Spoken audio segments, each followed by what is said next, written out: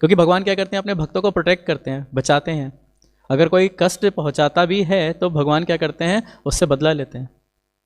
इसलिए हमें भगवान की भक्ति को साधारण नहीं समझना चाहिए कि अगर हम भक्ति कर रहे हैं तो कोई हमें बचाएगा नहीं, साक्षात भगवान ही में बचाएंगे। हम देखते हैं महाभारत में जब द्रौपदी का वस्त्र हरण हो रहा था तो कौन, भीम जैसे बलशाली लोग बैठे हुए थे, 10,000 हाथियों का बल, अर्जुन जैसे धुरंधर धनुर्धर, है ना, युधिष्ठिर महाराज, नकुल, सहदेव, सबके सब बैठे रह गए।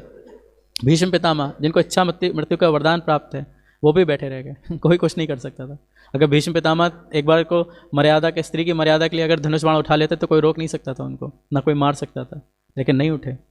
कौन आए, भगवान आए। जैसे ही द्रौपदी ने दोनों हाथ ऊपर करके कृष्ण को पुकारा, हा कृष्ण ऐसे करके कृष्ण को पुकारा और कृष्ण साक्षात प्रकट हो गए।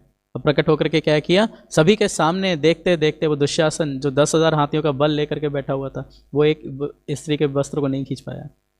ये किया भगवान ने। यही कर सकते हैं। सुदामा जी पूरा जीवन क्या करते थे, भिक्षा मांगते थे, है ना, और भिक्षा मांगने के बाद क्या स्थिति थी कि उनके पास खाने को भी नहीं होता था, क्योंकि पहले ब्राह्मणों का ये रूल था 3 घरों में ही भिक्षा मांगेंगे, और 3 घर में जाके जो मिला तो मिल गया, नहीं मिला तो कोई बात नहीं तो इनको कभी मिलता था कभी नहीं मिलता था। और पत्नी आकर के बहुत बोलती थी, अरे क्या कर रहे हो तुम, तो बोलते तुम्हारे द्वारकाधीश ये हैं वो हैं, तुम्हारे बेस्ट फ्रेंड हैं, सब कुछ है, क्या कैसे द्वारकाधीश हैं तुम्हारे होता है ना, कोई अगर पति का अच्छा फ्रेंड हो तो बोले जाओ लेकर आओ ना, थोड़ा उससे उधार ले लो, बाद में वापस कर देंगे, ऐसा बहुत बोलती थी। लेकिन सुदामा जी नहीं गए। जब देखा बिल्कुल अब स्थिति ऐसी हो गई, घर में एक भी दाना नहीं है खाने को, और पत्नी ने कहा अब तो बस मरने की नौबत है, अब तो चले जाओ। तो सुदामा जी गए, तब भी नहीं मांगा भगवान से, मांगा नहीं जा करके, ये नहीं कहा भगवान ये दीजिए, मुझे घर बार दीजिए, मुझे अन्न दे दीजिए, ये कुछ नहीं कहा जा करके।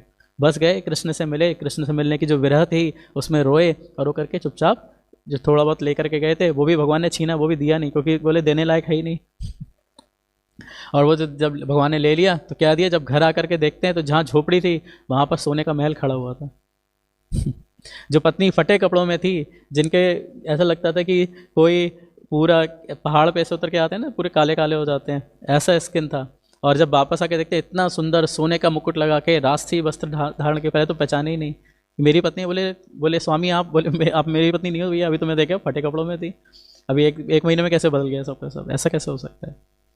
तो ये स्थिति कि भगवान क्या नहीं कर सकते। लेकिन सबसे इंपॉर्टेंट क्या है जो भगवत गीता में भगवान कहते हैं 18.66 में, सर्वधर्मान् परित्यज्य मामेकं शरणं व्रज अहम त्वं सर्वपापेभ्यो मोक्षयिष्यामि मा शुचा। तो ये जो वचन है भगवान का, ये सत्य है।